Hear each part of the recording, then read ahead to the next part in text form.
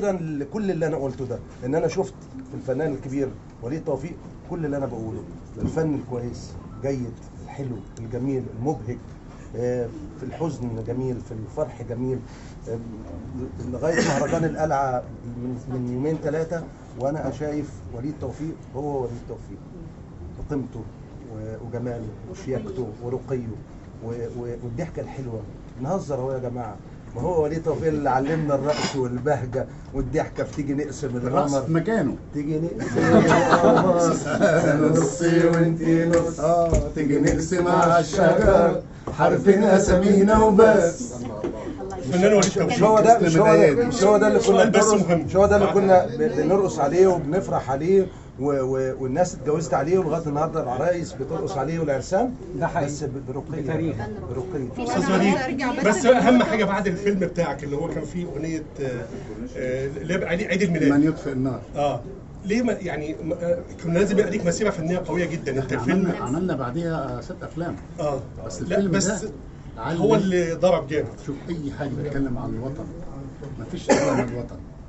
حتى الاغاني ما تغنيها حبا في الوطن بصدق بتعيش. حبيبتي يا مصر عمرها كام سنه؟ بتكلم على التمثيل مش على بالتمثيل.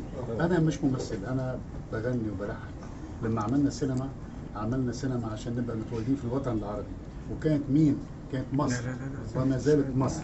اللي ما بتشهر في مصر انزل شويه بالمايك الجمهوري، انزل شويه صدقوني صدقوني. طب انا هرجع بس للنقطه مع استاذ مصطفى كامل. حضرتك بتقول ان في تعاون، ده مجرد فكره وليده اللحظه دلوقتي ولا بالفعل لا انت انا حضرت هحاول انا بقالي مده بحب اغاني مش عارف هو اللي عاملها، وده تقصير مني. انا سمعت اغاني ما كنتش عارف هو اللي عاملها. اوكي صدقيني. تلحين يعني هيتعاون مع حضرتك تلحين وكلام. استاذ وليد دي مفاجآت اللي حضرتك بتقوله ده، مفاجآت لناس كتير قوي والله العظيم. كانوش متابعين. مركز عليه كمطرب وشاعر وملحن، لكن ما ركزتش زي ما انا عامل 80% من الحاني ما شاء الله. بس ما كنتش اقول بلحن، ما كنتش بتلحن لنفسك وليس لحنت لي انا سوزان عطيه، لحنت لجورج وسوف، لحنت لصباح سميره توفيق، بس ما كانش تركيزي عليا كملحن. انا تركيزي كمطرب، وصدقيني ما فيش موسيقي بيغني الا بيلحن شويه. اكيد ما فيش.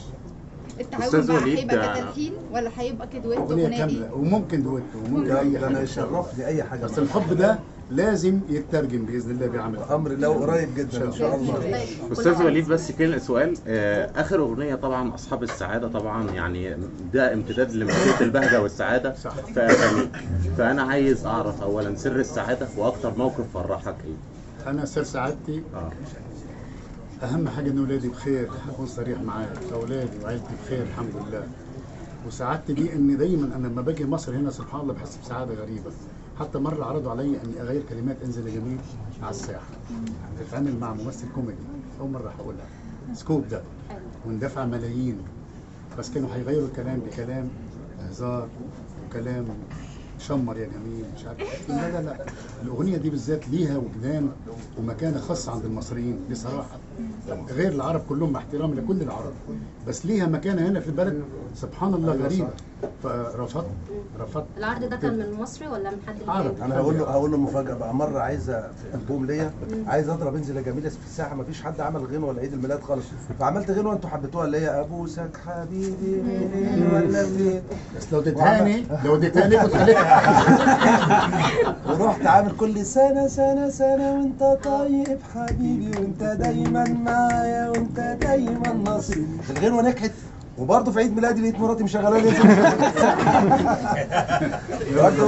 برضه مثل اللي شغاله انزل يا جميل في الساحه. خلاص ايقونه من ايقونات كلمات الشاعر العظيم عبد الرحيم مسعود. طب اكتر موقف وتوزيع مختار السيد.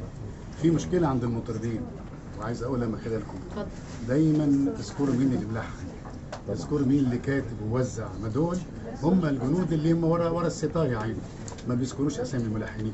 عشان كده ما كنتش عارف في اغاني كتير عملها هو، والله ما كنتش عارف. ولا كنت خطفته. اخر سؤال اخر سؤال اخر سؤال اخر سؤال انا اللي هساله. ما فيش سؤال. انزل بقى اخر سؤال. حضرتك رساله توجهها للمطربين حاليا ان هم يعيشوا مدى عمرهم حياتهم مفيش مشكله، مفيش لفظ خارجي، مفيش يكونوا حقيقيين. يشوفوا اهلهم عايشين ازاي والبيئه بتاعتنا عايشه ازاي، ما يبصوش لبره كتير.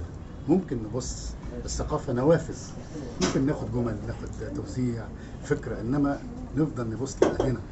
انا بخش على كل بيت، انا او هو او انت او اي حد، بس نعمل حساب الناس دي تبقى العمليه كلها صح باذن الله. حضرتك الذاتيه على التوجيهات نتكلم عن النقطه بخصوص ان عدم استخدام الالفاظ البذيئه او لسه بنتكلم عنه ان شاء الله. في سؤال لموقع لبناني بس